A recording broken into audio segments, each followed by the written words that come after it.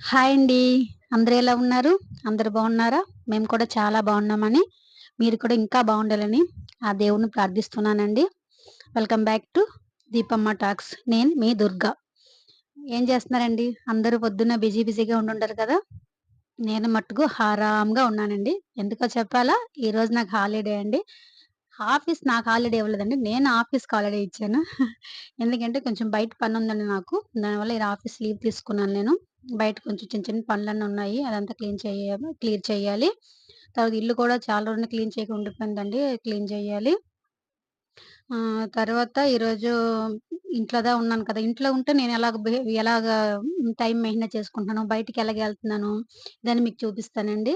పొద్దున్న లెగిసి మనం ఫ్రెష్ అయిన తర్వాత కొంచెం వేడి నీళ్ళు, కాకపోతే కాఫీ, టీ ఏదో ఒకటి ఒక్కొక్కళ్ళకి ఒక్కొక్కటి ఇష్టం కదా! నాకు వేడి వేడిగా టీ తాగడం చాలా ఇష్టం. పైగా ఇది చలికాలం కదండీ! చలికాలంలో వేడి వేడిగా టీ తాగితే చాలా బావుంటది. నాకు బ్రెడ్ కాఫీ అలవాటండి. పొద్దున్నే తాగి బయట కూర్చోన్నాను. కొంచెంసేపు రిలాక్సేషన్ అయ్యి తర్వాత నైటు స్నానమంతా చేసేసానండి. అయిపోయింది. నా స్నాన పనులంతా అయిపోయి, దేవుడికి దండం గూడా పెట్టుకున్నాను. దీపమంతా అయిపోయింది. తర్వాత ఇంకేముండదండి మన సామ్రాజ్యంలోకొచ్చేసామండి. మన సామ్రాజ్యం కిచెనే కదండీ!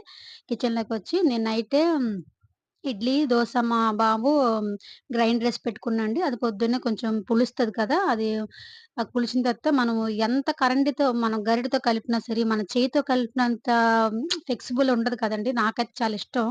இந்த మారి గ్లే గాని, మా పిండి గాని పిసకడం చాలా ఇష్టం. నాకు బాగా నచ్చుతది ఆ హాబిటు. తర్వాత ఆ బకెట్‌లో ఉన్న మా పిండంతా కలుపుకొని ఫ్రిడ్జ్‌లో పెట్టవలసినంత బాక్స్ అంటే ఉప్పు వేయకుండా ఫ్రిడ్జ్‌లో పెట్టుకుంటే ఒక వారం రోజులు, 10 రోజుల వరకు బానే ఉంటదండి. ఏమవ్వదు పిండి. నేను ఈ పిండిలోనే దోస వేస్తాను, ఇడ్లీ 2 వేస్తానండి. మీకు కావాలంటే చెప్పండి. ఈ ఈ మీ ఇడ్లీ మావు ఎలాగా గ్రైండ్ చేసుకోవాలనేసి నేను షేర్ చేస్తాను. మీకు కావాలంటే కామెంట్ చేయండి ఫ్రెండ్స్. తర్వాత పొద్దున్న బ్రేక్‌ఫాస్ట్‌కి దోసండి. మా వారు పొద్దున్నే పనికెళ్ళిపోయారు. ఆయన 7:00 షిఫ్ట్. ఆయన ఎళ్ళిపోయారు బయట వర్క్‌కెళ్ళిపోయారు. నాకు హాలిడే కాబట్టి నేను హరామర్ 8:30కి లేచి పిల్లలకి మటు దోసేసిస్తున్నానండి. పొద్దున్నే ఆయన తినేసి వెళ్ళిపోతారు గాబట్టి, ఆయన పొద్దున్నే కారం చట్నీ తయారు చేశానండి. కారం చట్నీ ఏం లేదండి. ఉల్లిపాయలు, టమాటా, ఎండుమిరపకాయలు, కొంచెం కొబ్బరేస్తానండి. కొంచెం ఫ్రై చేసి అది మిక్సీలో వేసేస్తాను. కావాలంటే చెప్పండి. నేను అది కూడా షేర్ చేస్తాను. ఇక్కడ చెన్నైలో కార చట్నీ అనేది చాలా ఫేమస్ అండి. చాలా చేస్తారు. నేను చెన్నైకొచ్చే ఈ రెసిపీ నేర్చుకున్నానండి. చాలా బావుంటది. స్పెసిఫిక్‌గా దోస అండి. దోసకి వేడి వేడి దోసలో చల్లగున్నప్పుడు వేడి వేడి దోసలో కార చట్నీ యేసుకొని తింటే చాలా బావుంటది. చాలా చాలా టేస్టీగుంటది. తర్వాత ఆహ్, హ్మ్. దోస వేసేసానండి. ఆయన తినేసి వెళ్ళిపోయారులెండి. పిల్లలకి మటు దోస వేస్తున్నాను. ఇది ఏంటంటే ఈ పిండి ఏంటంటే దోస పిండి ఏంటంటే, మనం దోస వేసుకోవచ్చు, ఇడ్లీ గూడా వేసుకోవచ్చు. ఇడ్లీ కూడా నైట్ వేసి చూపిస్తానులెండి మీకు. ఇడ్లీ ఎంత సాఫ్ట్‌గా వస్తదని.